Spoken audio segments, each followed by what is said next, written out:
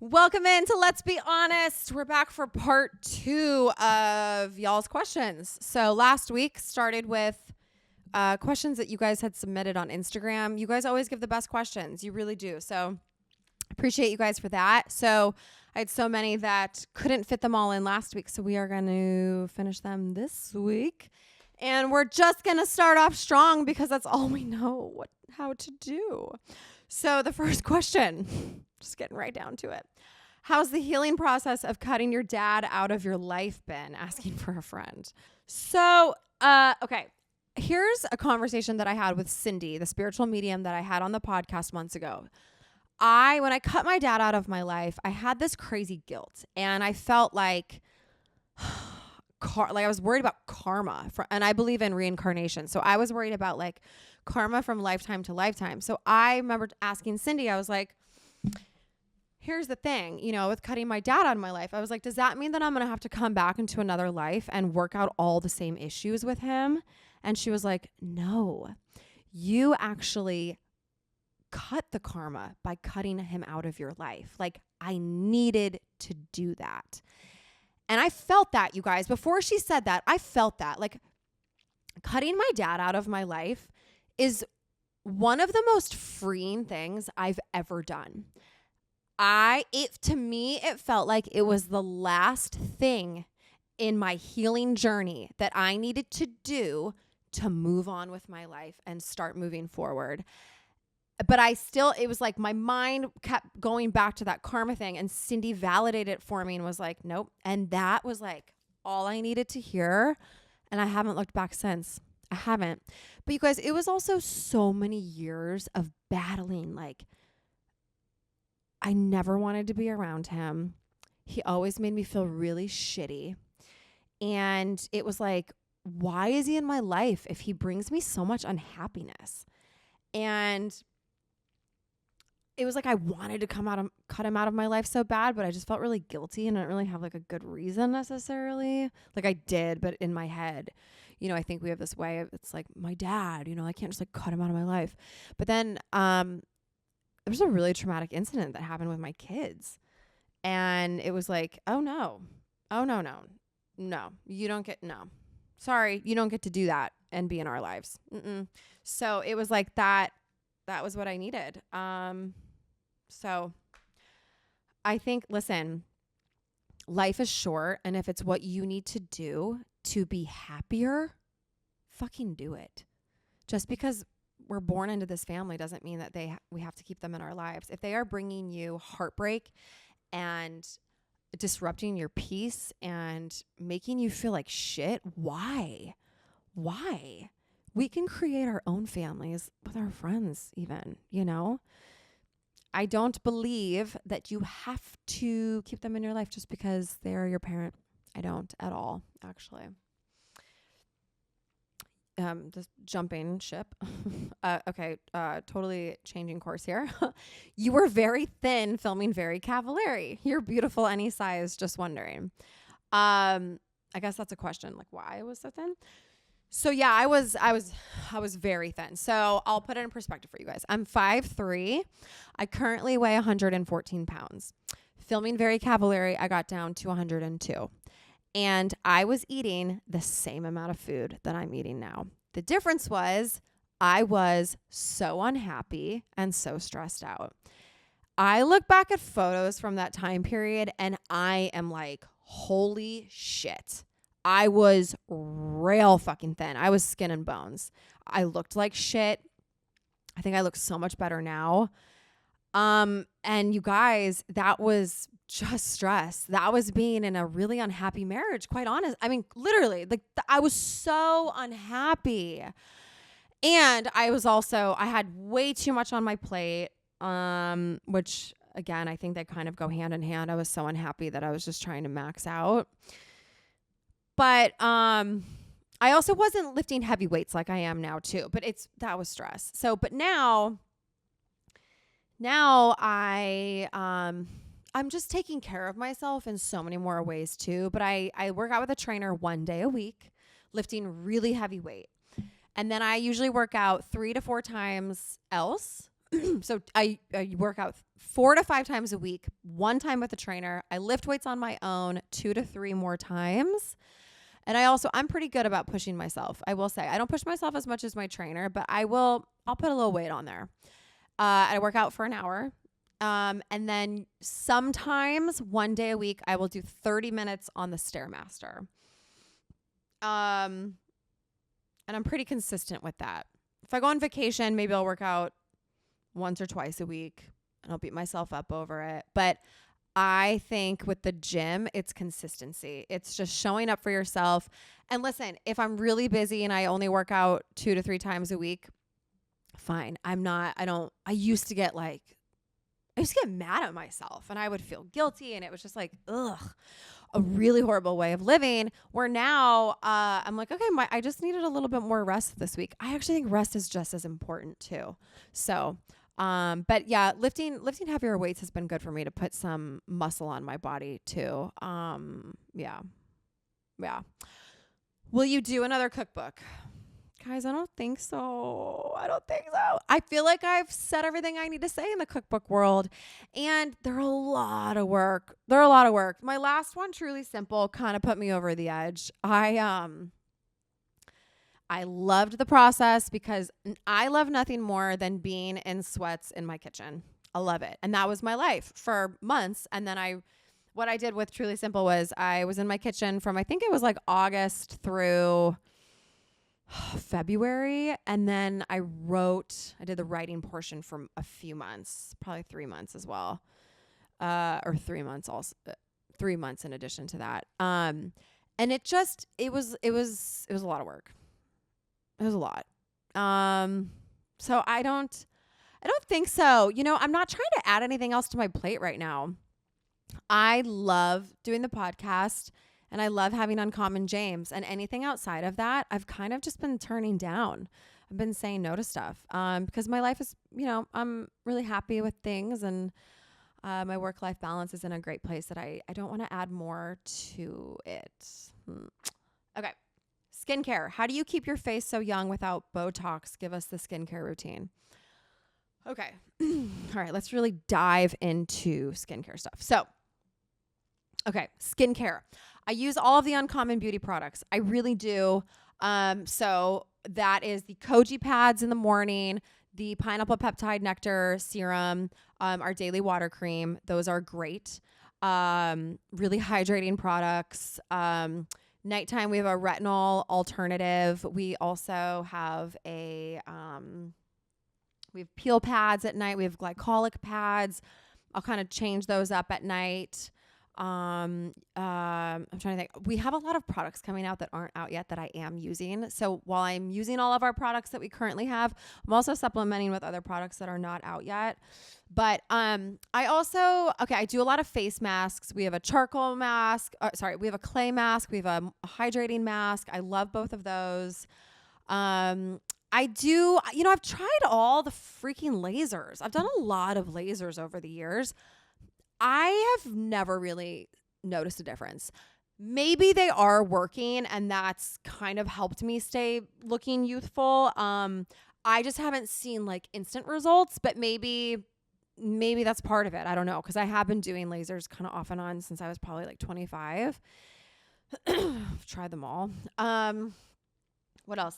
I try to do a facial every few months. I get facials if I'm in New York or LA. I go to Joanna Check in New York, and I go to Neri Colin at the Shani Darden Spa in LA. And they do a lot of microcurrent stuff. I love a microcurrent machine. I have one called the Pico Toner at my house. What else do I have? I kind of look at your face as, well, it is a muscle. We have muscles on our face. And so to me, we need to work out our face the same way we would any other muscle in our body. So you'll see all these people doing really gentle skincare. I'm not gentle at all. I'm getting in there. I'm lifting things up. I'm doing a face massage. I've got the gua sha. I've got all the things. I believe in all of that. I've got every fucking home contraption imaginable. The red light, the blah, blah, blah, blah, blah, the this, the that. I have done stem cell treatments under my eyes, which they kind of say is a more natural route to filler. I'm trying it. I am trying to go as long as possible without Botox and filler and all that jazz. I don't know if I'll ever do it. I remember people would ask me when I was 25, why don't you get Botox? And I'd be like, because I'm 25. Ask me when I'm 35. And now I'm, like, well, I don't know. I mean, I'm just trying to not do this stuff. My mom is 70, you guys. Well, actually 71. She looks fucking amazing. She looks so good. And she doesn't do anything. Genes play a huge role. Taking care of yourself. I drink a shit ton of water. I work out. I'm happy. I'm peaceful. Those all play a huge role. I eat really clean. I don't drink alcohol. Actually, this is the next question. Alcohol. How often do you drink it? How much? What's your go-to bevy? Do you take breaks? So here's the thing. I think alcohol is it ages you a lot. I rarely drink. If I'm home, I am not drinking. I've never been someone to open up a bottle of wine ever. So it really depends. There are some weeks I'll drink 2 nights. There are some weeks I won't drink at all. I definitely take breaks. So my big Uncommon James campaign shoots, for sure, I do not drink for at least 2 weeks leading up to them. Last winter, I didn't really drink for like 2.5 months, and I felt so good. Also, I was in the best shape of my life. But for my life, it's kind of hard to be completely sober. I also am someone who I'm very healthy. I'm very clean. I, love feeling great, sleeping really well. I love going a couple weeks without drinking, but then I kind of like turning it up once in a while. I've always been like that. I'll probably always be like that. I have that in me, like a little bit of that party girl likes to come out from time to time. So I will randomly sometimes have a night where I have 7 or 8 drinks, and I'll get after it sometimes, So it really just depends, but that will always be in me. I really feel like it'll always be in me. I got that little bit of that party girl streak in me. So, but what I do is, I'm typically drink tequila soda with lime juice and jalapenos and a good clean tequila. Lalo is really good. What other good ones do I like? That's my favorite, but just like, no sugary drinks, no crap, no juice. Like those are all just unnecessary sugars and calories. But I think living a really clean lifestyle is probably the biggest thing with aging. I really do. Okay, my granola lovers, if you don't know Purely Elizabeth, then I'm not sure what you're doing because I've loved them for years and years. Purely Elizabeth makes delicious granolas, oatmeals, and cereals intentionally crafted with nourishing ingredients such as ancient grains, nuts, and seeds, and irresistible taste. All of their products are certified gluten-free, and they have plenty of vegan, non-GMO, and keto-friendly options. Purely Elizabeth is certified women-owned and B Corp. At Purely Elizabeth, they believe one good choice leads to another, and that first choice can be as simple as a delicious bowl of Purely Elizabeth superfood granola. Elizabeth's journey started in the kitchen. She wanted to create obsession-worthy foods full of better-for-you ingredients and culinary taste. So she created delicious granola with crunchy clusters, ancient grains, and superfoods to make that first good choice an easy one. The founder, Elizabeth, is a certified nutrition counselor and health coach. She's always intentional about selecting the nourishing ingredients that go into each Purely Elizabeth product and settles for nothing short of delicious. I love that Purely Elizabeth products are made with ancient grains, superfood seeds, and contain no artificial flavors.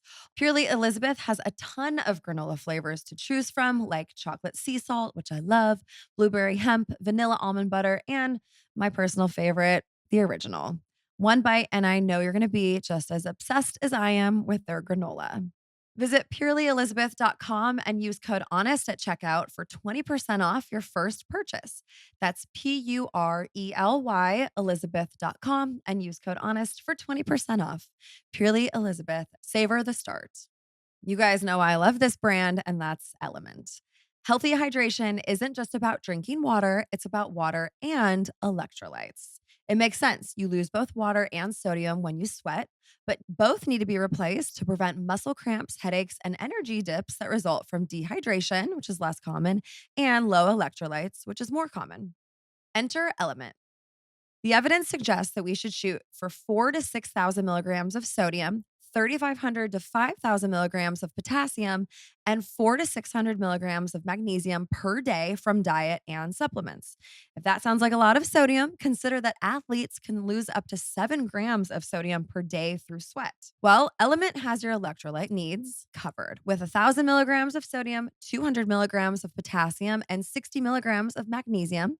Contains enough electrolytes to move the needle towards each of these electrolyte goals. You're also guaranteed to find an element flavor you love. You could try fan favorites, citrus salt or raspberry salt. You could get spicy with mango chili, or you could even mix chocolate salt into your morning coffee for a mean mocha.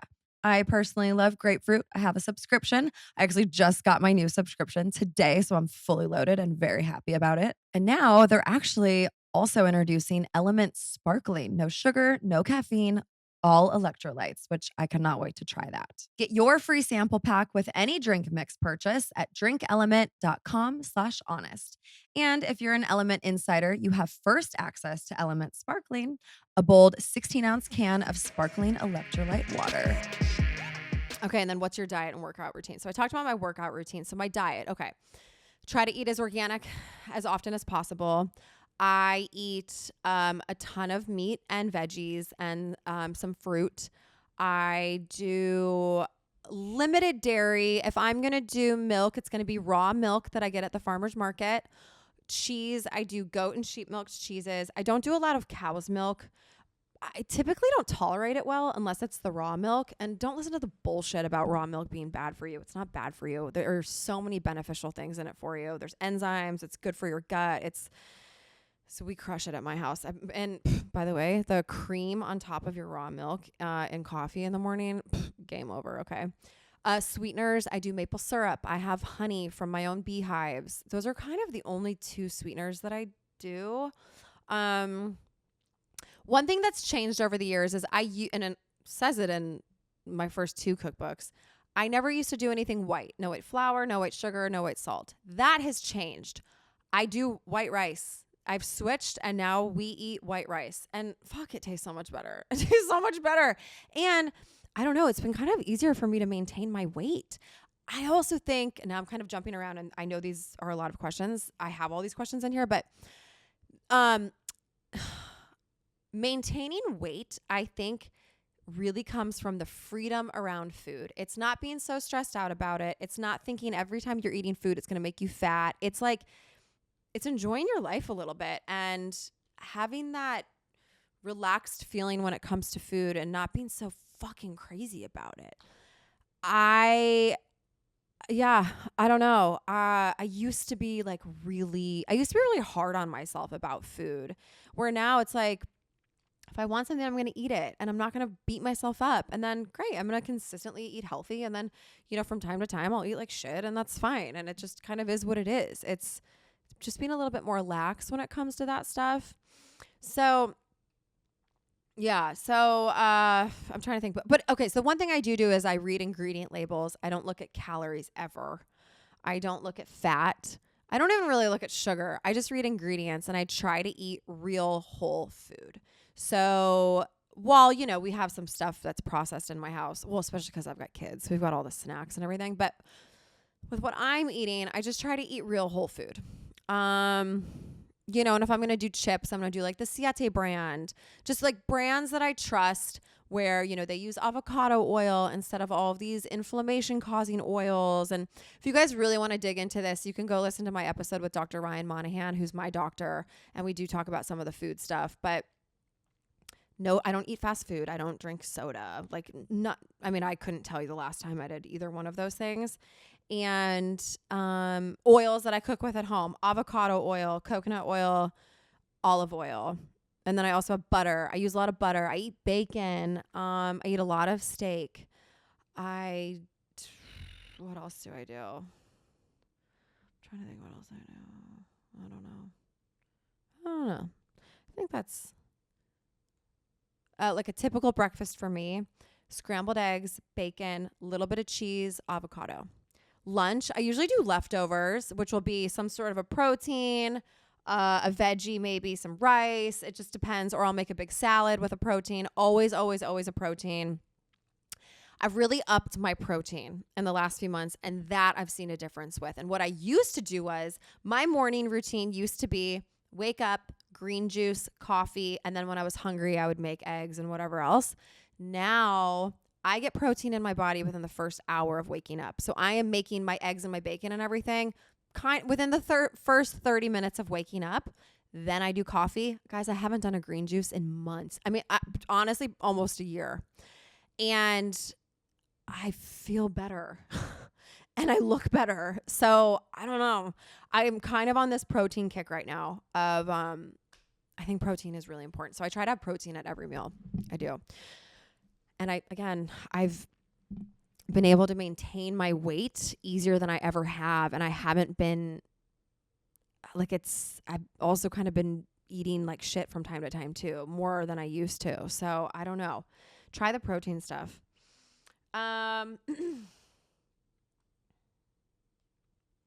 Does Montana have a favorite recipe that you cook for him from the cookbooks?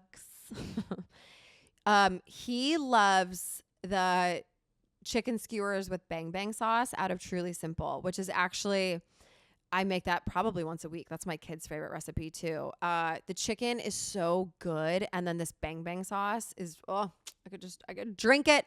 And I usually do that with white rice, which is so good then with the sauce and everything, and a veggie, asparagus. You can do asparagus, and you can do roast it in the oven, put butter on it, and then I also grate a little manchego cheese on it, which is really good. Well, actually, I'll melt the butter, do a little garlic powder with it, a little bit of salt, and then I'll pour it on it at the very end. You want to melt the cheese on and then pour the butter on. That's really good. Okay, what's the biggest difference between doing reality TV and having a podcast? Oh God, I mean so much. So the podcast is 100% me. It's on my terms. It's what I want to talk about, when I want to do it. It is all on my schedule, and how much I want to say or what I don't want to talk about, I have complete control. And that for me is an absolute dream. I love that. Where with reality TV, it's not, it's a production schedule. You have to be at wherever at such and such time. You don't really kind of get to decide what you're talking about. There's storylines. You got to keep the story moving. It's set up situations. You might have to film with people you don't necessarily want to film with. It's, let's have the same conversation 5 times, but, a few different ways. It's a job. Reality TV is a job. And yes, my podcast is a job, but it doesn't feel like a job. Reality TV, people think you literally just show up and there's cameras and they're just filming your life. It is not like that at all. It is very structured, and, even The Hills, and all of the shows I've done, Very Cavallari included, is like literally exactly what to say. So that's a job. I love the podcast, and I loved reality TV too, but it's just, I could never do it now. Where like the podcast for me is a dream. Okay, what is a red flag when it comes to sex? Ooh. The guy never trying to get you off, I'd say. I think it's the guy's responsibility to be like, did you come? Are you going to come before he comes, right? Like, hello, what about us? That's important. I think a guy who only wants to have sex from behind, like there's a time and place for that. Like I'm here for that, but there's no intimacy in that. And so like I'd say the first time you have sex with a guy, if he instantly like turns you around, it's like, what? Okay. He can't connect emotionally. I think that's a red flag for sure. And then what else?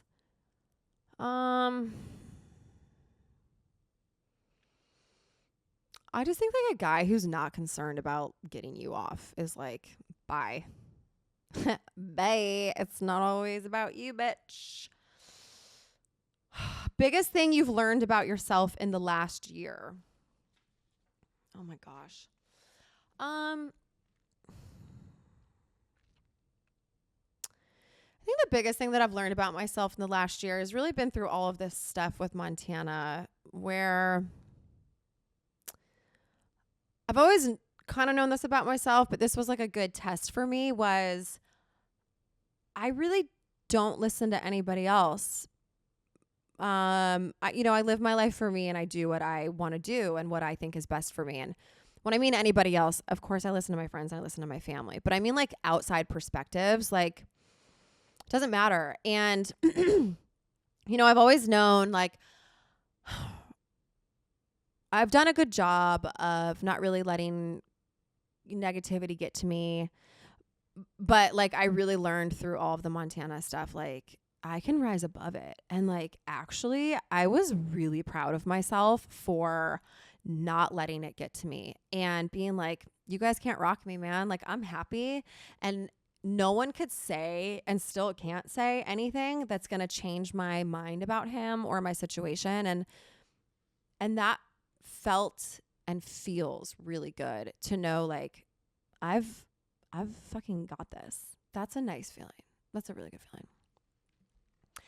How do you know if you met the one? So, I mean, gosh, I'm no relationship expert, but I think meeting the one is someone that you can't live without. Someone that makes you feel really good, that just puts your best interest in mind and builds you up, right? Makes you feel like you can conquer anything in this world. And someone who feels really safe, like no one who's in competition with you or like threatening, like it needs to feel like home. And I actually think it can be easy. I think a really good relationship can be easy, which is also something I've had to learn. But I think it's like someone you like quite literally cannot live without. Yeah. Oh no. That's a good question though, because that's one that I've kind of like on TikTok, whatever your algorithm is, that comes up on my feed quite a bit. I'm like, how do you know? How the fuck do you know? That's kind of the gist that I've gotten though. But I think it's ultimately like, yeah, someone that feels like home. Okay. Tips for staying fit during pregnancy. So I think the biggest thing is staying fit should not be your biggest goal, right? Like, yeah, do you want to feel good and, still be active? Okay, I totally get that because I was like that. But I actually looked at my pregnancies as an opportunity to kind of not care so much and have some fun and indulge a little bit more, because I was like, this is such a short window in my life. When else am I going to be able to just like eat all the cupcakes or like eat all the pasta that I want? And while saying that, you still want to give your body and your baby really good nutrition. But I do think it's a time where like have a little bit of fun. I think as long as you are staying active and eating relatively clean for the most part and just making sure you're getting all the nutrients, you'll be fine. I really think you'll be fine. And I think you should enjoy it. I just think you should. I think if you're worried about gaining weight and like stressed out about it, you're just already setting yourself up for failure, because then you're going to feel guilty. It's a shitty way to be. Relax and enjoy it. That's what I say. I think we need to stop being so hard on ourselves when it comes to like diet and exercise and like fucking enjoy it a little bit. Because guys, that's where the beauty is. I'm telling you, it's where the beauty is when you're not so worked up about it. It's where the magic happens. Okay, I'm excited to talk to you guys about Quince. Summer is here and your wardrobe needs an upgrade, right? Instead of a flimsy fast fashion haul, spend your money wisely on high quality essentials that will last beyond the season. Quince is my spot for quiet luxury without paying luxury prices. Quince offers a range of must-have items like 100% European linen under $50, luxurious mulberry silk skirts, and of course, Italian leather bags. All their prices are 50 to 80% less than similar brands.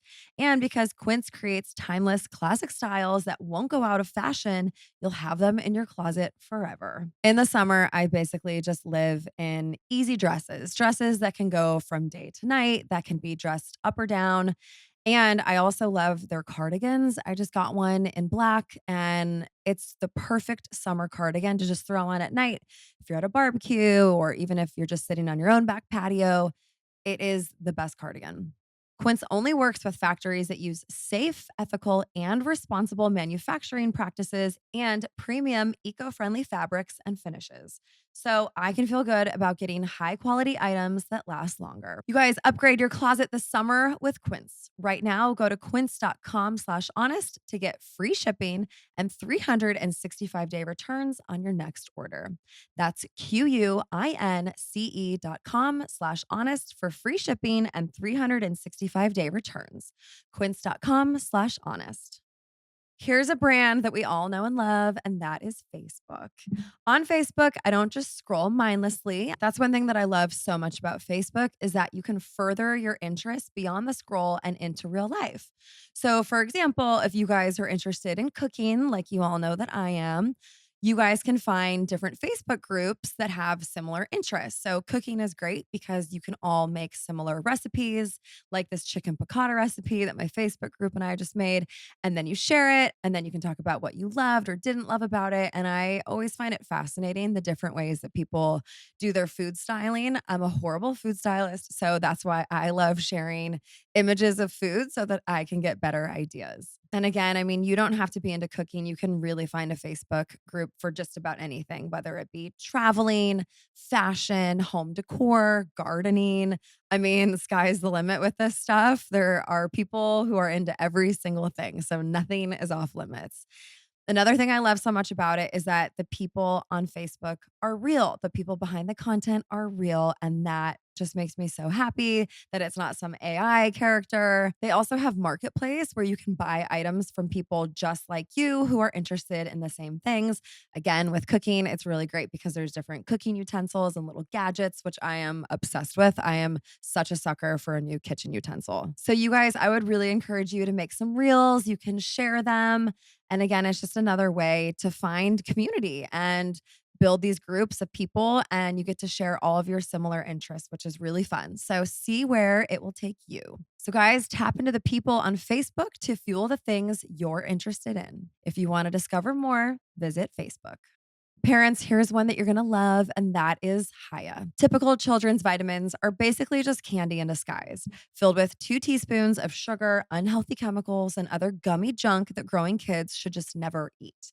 That's why Haya was created, the pediatrician approved superpowered chewable vitamin. Haya fills in the most common gaps in modern children's diets to provide the full body nourishment our kids need with a yummy taste they love.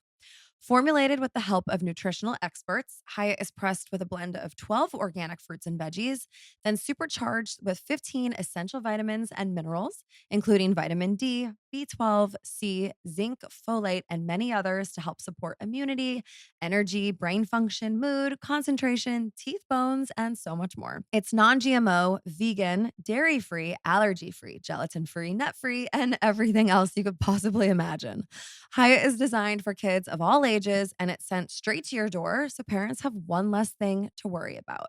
And that's honestly my favorite part of it is that they just show up in the mail so you don't have to go out and get them. You're never lacking for any, and my kids love them. I never have to badger them about eating these, and as a parent, you know that sometimes is the biggest battle. So guys, I've worked out a special deal with Haya for their best-selling children's vitamin. Receive 50% off your first order. To claim this deal, you must go to hiyahealth.com/honest. This deal is not available on their regular website, so go to hiyahealth.com/honest and get your kids the full body nourishment they need to grow into healthy adults. Where do you see yourself in 5 years? God, I don't know. I don't think like that anymore. I used to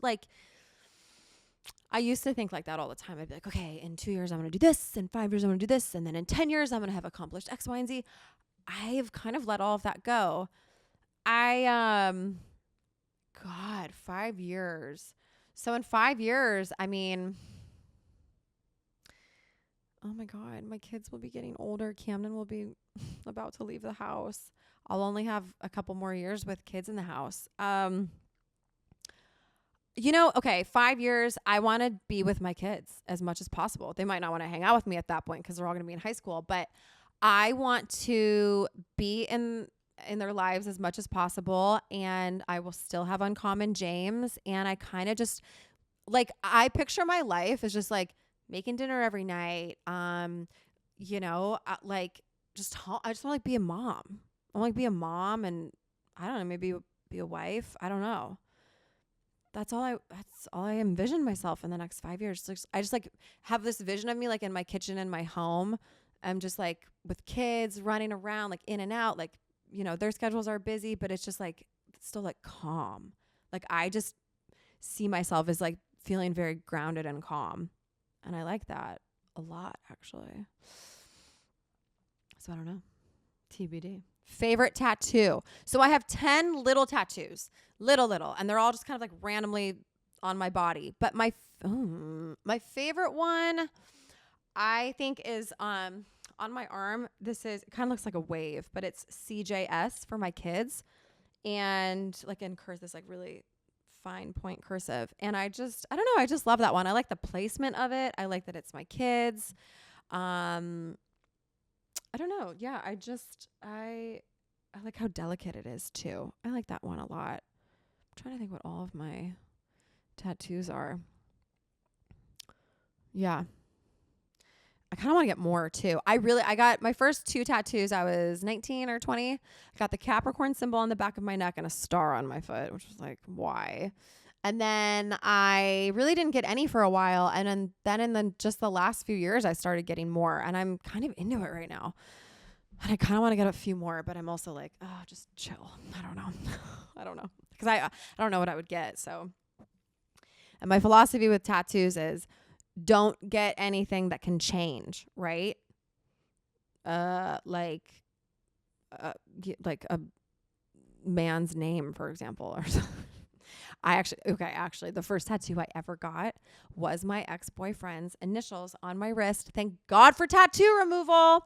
I was 19. I did it sober in New Orleans. And I remember my dad read it in a tabloid, and he called me and he was like, so what happens when you guys break up? And I was like, we're not going to break up, Dad. When you're 19 and you're just like, this is my forever. Broke up probably a couple months later, and then I had to get, I think it was like 8 or 9 laser treatments to get this fucking thing off. But thank God you can't see it at all. So thank God for laser treatment. But yeah, God. So just don't get stuff that can change. Like I will always be a Capricorn. These will always be my kids. I have my kids' astrological signs. Like that's never gonna change, Your morning routine. Okay. So my summer morning routine is very different than my school year morning routine. But summer morning routine is wake up. Do you guys know what tongue scraping is? If you don't, look it up. Get them because it's awesome. They're these, you can get I have a copper one. You scrape your tongue because it's all the bacteria that collects in your mouth while you sleep. So you want to get that off right away. Brush my teeth. Usually throw on a sweatshirt. Let the dogs out. And then I kind of just like get breakfast going. Coffee, breakfast, coffee. I love a lazy morning. My kids are sleeping in right now. Like that is so nice. When your kids start sleeping in, that is heaven. So I usually have a minute to myself in the morning, which is really nice. I should be meditating. I should fully take advantage of that, but I'm not. I'm just kind of like, whatever, I like my just kind of like quiet morning. So I'll usually check some emails and stuff, feed the dogs, and then I slowly will put on my workout stuff. And then I usually work out. Well, I'll make my kids breakfast, when they wake up and whatnot, and then work out. And, then we're kind of off and running with the day. The school mornings are hectic. I wake up at 6. I pack lunches. I make breakfast for the kids and me. Make coffee, and then it's usually like we're racing out the door at like 7:25, 7:30, and then I drop them off, and then I come home and clean up the kitchen. If I didn't before, sometimes I am able to before we go to school, and then change, work out, the, kind of then the same thing. So, but I just, to me, there is nothing better than a slow, lazy morning. That's heaven. In fact, I love sitting on my front porch. I've got these porch swings and having coffee out there. Oh, like a warm summer morning with coffee is like, heaven. I love it. Okay. Last question. Are you and Montana considering living together? No, it's not really something that's come up right now. I think, we've talked about the future, but we're just really enjoying each other right now and kind of taking it day by day. I think mentally in my mind where I'm at is like, and I said this a few months ago on the podcast, but I'm going to let's get through summer and then I'm going to kind of reassess and just kind of see where we're at. And we'll go from there. And at the end of the summer, let's call it the end of August, we might say, okay, cool. This has been great. We're having so much fun. And we're, we see a future here, but let's give it another 6 months and then let's see where we are then. I don't know. But that's kind of where I'm at right now is just taking it day by day, taking it slowly, but no, we're not living together anytime soon.